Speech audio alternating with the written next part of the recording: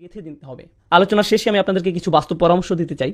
এখন আমি কিছু বাস্তব চিত্র তুলে ধরতে চাই, যে জিনিসগুলো আপনাদেরকে খুঁজে বের করতে হবে। রমজান মাস থেকে আমরা আসলে কি পেতে চাই, রমজান মাস থেকে আমরা আসলে যেটা পেতে চাই। রোজা রাখার উদ্দেশ্য হচ্ছে তাকওয়া অর্জন করা, আর রমজান মাসের উদ্দেশ্য হচ্ছে তিনটি।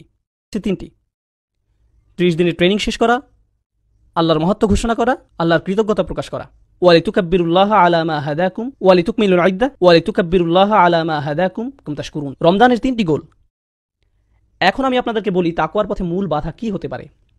আপনারা যেখানে বাস করছেন, যেমন কাতার, দুবাই, খালিজ, আরব বিশ্ব বা মুসলিম বিশ্বের মাঝে, আপনার জন্য, আপনার সন্তানের জন্য সবচেয়ে ভয়ের ব্যাপার হচ্ছে বস্তুবাদ। এটাই সবচেয়ে বড় ভয়। আপনি আর আপনার সন্তান গাড়ি বলতে অজ্ঞান, ব্র্যান্ডের কাপড়, ব্র্যান্ডের ফোন, ইলেকট্রনিক পণ্য, নতুন মুভি, নতুন নামানো গান, মার্কেটে ঘুরে বেড়ানো, ফেসবুক, নিজের কমেন্টে কত লাইক পেলেন, এইসব জিনিস নিয়ে আপনি ডুবে আছেন। আপনার পুরো জীবনের অর্থই এগুলো, আর কিছু নয়। আর এটাই দুঃখজনক, কারণ আল্লাহ সাক্ষী, এই উম্মার তরুণরা হচ্ছে সবচেয়ে সম্ভাবনাময়। যখন এই উম্মার তরুণরা কোরআনকে অন্তরে ধারণ করবে, তারা দুনিয়া পাল্টে দিতে পারবে। সত্যি দুনিয়াটা তখন অসম্ভব সুন্দর একটা জায়গা হবে, যদি শুধু এই উম্মার তরুণরা জাগতে পারে। কিন্তু উম্মার তরুণ প্রজন্ম আইফোন 5, স্যামসাং গ্যালাক্সিটা, আইপ্যাড, ফেসবুক নিয়েই বুধ হয়ে আছে। এই জিনিসগুলোই খুব ভালো কাজেও ব্যবহার করা যায়, কিন্তু মনে রাখতে হবে এই জিনিসগুলো এক একটা অভিশাপে পরিণত হতে পারে। তলোয়ার শত্রুর দিকে তাক করে রাখলে সেটা ভালো, কিন্তু নিজের দিকে তাক করে রাখা খারাপ। এটা একদম সত্যি। এই জিনিসগুলো খুবই ভালো জিনিস। আমি কতবার ফেসবুক ব্যবহার করেছি জানেন? একবারও না। হ্যাঁ, সেখানে আমার ছবি আছে, আমার উক্তিও হয়তো আছে, কিন্তু আমি নিজে কখনো সেটা ব্যবহার করিনি। মাঝে মাঝে কেউ বলে, ব্রাদার আপনি কখনো টুইটারে জবাব দেন না। আমি বলি আমি সুন্নাহ পালন করার চেষ্টা করি যাতে মানুষের উপকারে আসে এমন কিছু বলতে, কিন্তু মানুষের সাথে অনলাইনে কথোপকথনে জড়াই না। আমাদের আরও গুরুত্বপূর্ণ কথোপকথন আছে আল্লাহর সাথে। আসলে কি আপনারা এত কথা চালাচালি করার সময় আছে? এত সময় কোথা থেকে আসে যে একটা ইউটিউবে ভিডিও নিজের সব কমেন্ট পড়ে বসে আছেন? কোথায় পান এত সময়? আমি অবাক হয়ে যাই। তাই আমাদের নিজেদেরকে আগে এসব থেকে বের হয়ে আসতে হবে। বিশেষত রমজানের সময় আমাদের যত সম্ভব এসব গ্যাজেট থেকে দূরে থাকতে হবে। আপনার ফোনের গেমস অ্যাপসগুলো মুছে ফেলুন। রমজানের সেগুলো মোবাইল থেকে সরিয়ে ফেলুন। আপনি হয়তো বলবেন ঠিক আছে, আমি পরে আবার ডাউনলোড করব। তাও করুন। বোনেরা, এখনই ফেসবুক থেকে বের হন। আমি দেখছি না, কিন্তু যাই হোক, বের হন ফেসবুক থেকে। আপনাদের ডিভাইস থেকে নিজেকে দূরে রাখুন। এটা আপনাকে করতেই হবে। বস্তুবাদ আমাদেরকে ধ্বংস করে ফেলেছে, আর আমি বলছি যে এর থেকে পরিত্রাণ পাওয়ার সহজ উপায় হলো আল্লাহর কালামটা বোঝা। একদম নিজের মাঝে আল্লাহর কালামকে বোঝা। আপনি যতই নিজের সাথে আল্লাহর কালাম বোঝা শুরু করবেন, আপনি ততই আর বস্তুবাদে আগ্রহী থাকবেন না। তা দিয়ে তখন আর আপনার আত্মার ক্ষুধা মিটবে না।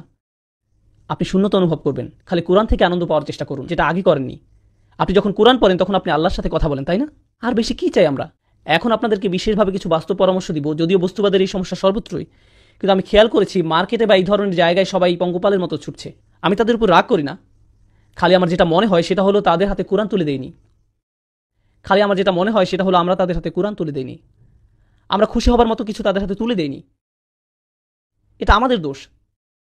এখন আসছি শেষ অংশে, বিশেষত দর্শক সারির অভিভাবকদের জন্য কিভাবে আপনি আপনার রমজানকে ভালোভাবে কাজে লাগাতে পারেন সেটার কিছু টিপস। এখানে উপস্থিত সকলের রমজান নিয়ে কিছু লক্ষ্য থাকা দরকার।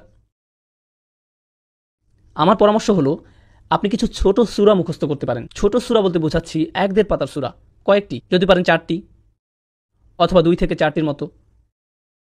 এবং আপনি একা না, আপনি আপনার পরিবার সহ এটি করুন। আপনার সন্তানরা করুন, স্ত্রী করুক, স্বামী করুক, যে আগে করবে সে 200 রিয়াল পাবে। এখন দেখা যাবে বাবাই সবার আগে করে ফেলবে, কিন্তু যাই হোক, করুন, কোরআন মুখস্থ করুন পরিবার হিসাবে। এটিকে একটি পারিবারিক প্রজেক্ট বানিয়ে ফেলুন, যে চলো আমরা সবাই সূরাটা মুখস্থ করি। এই যে পুরো পরিবার মিলে আল্লাহর কালামের কাছে আসার প্রক্রিয়া, এটা একটা অসাধারণ ব্যাপার। আমার পরামর্শ হচ্ছে মুসাব্বিহাত, এগুলো মুখস্থ করতে পারেন। আপনি হয়তো সূরা জুমআ, মুনাফিকুন, তাগাবুন, এই সূরাগুলো, অন্ততপক্ষে এই 3টি সূরা অসাধারণ সূরা এবং ঈমান বাড়ানোর জন্য খুবই সহায়ক। এরপরে যেই কাজটি করবেন রমজানে, আমার পরামর্শ, যেই সূরাগুলো মুখস্থ করলেন সেগুলোর দার্স শোনা। আপনি আপনার পরিবার সহ এটি করুন। ওই সূরাগুলোর উপর লেকচার এবং ব্যাখ্যা শোনা। আমি যেই সূরাগুলো আপনাদেরকে বললাম সেগুলোর সূরা ৬২, ৬৩ এবং ৬৪, এগুলো সূরার ক্রম নাম্বার। আমি এই সূরাগুলো একটি বিশেষ কারণে বেছেছি, কারণ এই সূরাগুলো সেই মুসলিম উম্মাহ সম্পর্কে যারা তাদের ঈমান হারাচ্ছে, এবং এই সূরাগুলোর মধ্যে দিয়ে আল্লাহ ঈমান আবার পুনর্নির্মাণ করছেন। এই সূরাগুলোর আলোচ্য তাই, যখন একটা উম্মার ঈমান দুর্বল হচ্ছে, আল্লাহ সেটিকে আবার শক্ত করছেন আর মুনাফিকের হাত থেকে রক্ষা করছেন, আর তিনি তাদের ঈমানের আসল ফল দেখাচ্ছেন। এই কারণে এই সূরাগুলো সুন্দর আর মুখস্থ করাও সহজ। সূরাগুলোর নাম কি বলুন তো, দেখি আপনাদের মনোযোগ কেমন। ৬২, ৬৩ আর ৬৪। আমি বলছি না যে রমজানে আপনি আর অন্য কোনো পড়াশোনা করবেন না, যেমন আমি ব্যক্তিগতভাবে আরবি ভাষা শিক্ষার ভক্ত, কিন্তু সেগুলো ঠিক স্পিরিচুয়াল পড়াশোনা বলা যায় না। ওগুলো হচ্ছে উলুমুল আলিয়া, একটা প্রক্রিয়া আরও উচ্চতর জ্ঞান লাভের জন্য। রমজানে আপনি এই ধরনের একাডেমিক পড়াশোনাগুলো দূরে সরিয়ে রাখতে পারেন। সেই জিনিসের উপর আপনার সবচেয়ে বেশি মনোযোগ থাকবে, তাহলে এমন কিছু যা আপনাকে আল্লাহর কাছে নিয়ে যাবে সরাসরি। সাথে সাথে তাফসির স্টাডি করুন। তাই আপনি যদি আরবি ভাষার ছাত্র হয়ে থাকেন, রমজানে আপনি আরবি না পড়ে কোরআন পড়ুন। আচ্ছা, আমি একটি প্রজেক্টে কাজ করছি, যাতে আমি আসলে আমার পুরো সময় লাগিয়ে দিচ্ছি এই মুহূর্তে। আর এই প্রজেক্টের লক্ষ্য হলো শুধু দুইটি। আমি বিশ্বাস করি দুনিয়াতে যত মুসলিম আছে, অন্ততপক্ষে যারা ইংলিশ বুঝতে পারে এবং বলতে পারে, তাদের কোরআনের ভাষা শেখার একটা জায়গা থাকা দরকার। শুধু প্রাথমিক লেভেলেই নয়, খুব অ্যাডভান্স লেভেলের। এটা আমার লক্ষ্য এবং বিশ্বাস। এটা আমার বিশ্বাস যে প্রতিটা মুসলিমের কাছে তা পৌঁছাবে। আর দ্বিতীয়ত হচ্ছে, প্রত্যেক মুসলিমের কোরআনের ব্যাখ্যা শোনার একটা সুযোগ থাকা দরকার। আমি কি বললাম? শোনা, পড়া নয়। আমি কি বললাম? শোনা। কেন শোনাটা গুরুত্বপূর্ণ? কারণ আপনি যখন কিছু শোনেন সেটা মনে থাকে বেশি, আর যখন আপনি কিছু পড়েন কি হয়? আপনি ভুলে যান। 10 বছর আগেও আমি যেই লেকচারটা শুনেছিলাম সেটা আমার এখন মনে আছে, কিন্তু 10 বছর আগে পড়া কোনো আর্টিকেল আমার মনে নেই। এমনকি আজকে সকালে যে আর্টিকেলটি পড়েছি সেটাও আমার মনে নেই, কিন্তু লেকচার আমার মনে আছে। কোরআন যখন লেকচার আকারে দেওয়া হয় তখন কি হয়? আপনার মনে থাকে। আজকে বাড়িতে যাবার পর যখন আপনি রোজার আয়াতগুলো পড়বেন, তখন আমি যা বলেছি তার অনেক কিছুই আপনার মনে পড়বে, কারণ আপনি শুনেছেন। আমি যদি আমার লেকচারে একটা প্রিন্ট আউট দিয়ে পড়তে বলি, তাহলে কি হবে? আপনার মনে থাকবে না। যদি আমরা চাই যে উম্মাহ কোরআনের কাছাকাছি আসুক, তাহলে আমাদেরকে কোরআনের ব্যাখ্যাটা তাদেরকে অডিও ভিডিও আকারে মানুষের কাছে পৌঁছাতে হবে, যেন মানুষ শুনতে পারে এবং মনে রাখে। এটা একটা মিশন, এবং এটা অবশ্যই মিশন হবার দাবি রাখে। আলহামদুলিল্লাহ, এই মিশনের প্রথম ধাপটা শেষ হয়ে গেছে। আমি কোরআনের একদম প্রাথমিক তাফসিরের প্রজেক্টটা শুরু করেছিলাম, বলা যায় যেখানে কোরআনের অনুবাদের সাথে সহজ ভাষায় তার ব্যাখ্যা করা হবে, যাতে পুরো পরিবার একসাথে বসে আল্লাহর কালাম শুনতে পারে এবং কিছু শিখতে পারে। এটার নাম হচ্ছে কভার টু কভার প্রজেক্ট। এটা শেষ হয়েছে আলহামদুলিল্লাহ, এবং অনলাইনে পোস্ট করা হয়েছে। আমি আপনাদেরকে বলেছি সূরা নাম্বার ৬২, ৬৩ আর ৬৪ মুখস্থ করতে। এরপর আমি যেটা চাই সেটা হচ্ছে আপনারা ওয়েবসাইটে যান এবং এই 3টি সূরার দুরূদ শুনুন। এই সূরাগুলো লেকচারগুলো আছে ওয়েবসাইটে। 2, 3, 4 বার শুনুন। 2, 3, 4 বার শুনুন, যতক্ষণ না এই সূরার বার্তাগুলো আপনার মাথার ভিতরে গেঁথে যাচ্ছে। এরপর যখন আপনি নামাজে দাঁড়াবেন আর ওই সূরাগুলো পড়বেন, আপনি বলা যায় প্রকৃত অর্থে আল্লাহর সাথে যোগাযোগ স্থাপন করবেন। কারণ আপনি আয়াত মুখস্থ শুধু করেননি, আপনি জানেন এর অর্থ কি, নিজের পক্ষে কি অর্থ বোঝাচ্ছে তার কিছুটা হলেও আপনার এবং আপনার পরিবারের মাঝে থাকবে। তাই যখন আপনি বাসায় আছেন, কোনো কারণে হয়তো মসজিদে আসতে পারেননি, আর বাসায় আপনি সালাতে ইমামতি করছেন, আর আপনি তখন ওই সূরাটি তেলাওয়াত করছেন, আপনার পুরো পরিবার বুঝতে পারবে। আপনার পুরো পরিবার খুশুর সহিত নামাজ পড়বে। ওই ওয়েবসাইটের লিঙ্কটা হচ্ছে bayyinah.tv।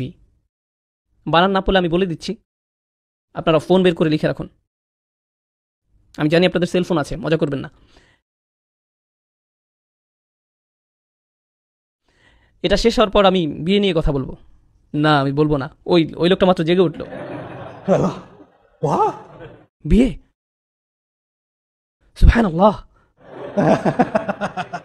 আপনাকে ধরে ফেলেছে। যাই হোক, ওয়েবসাইটের নাম হলো bayyinah.tv। আপনি সূরা জুমআ, তাগাবুন আর মুনাফিকুন এর দুরূস ওখান থেকে শুনতে পারবেন। আশা করি আপনারা উপকৃত হবেন আল্লাহর ইচ্ছায়। আশা করি আপনারা রমজান বিষয়ক আজকের আলোচনায় উপকৃত হয়েছেন। আমি দোয়া করি যে আল্লাহ আমাদের সবার রমজান কবুল করুক। দোয়া করবেন যেন আমি ঠিকমতো আমার জায়গায় ফিরে যেতে পারি। বারাকাল্লাহু লি ওয়া লাকুম। আসসালামু আলাইকুম ওয়া রাহমাতুল্লাহ।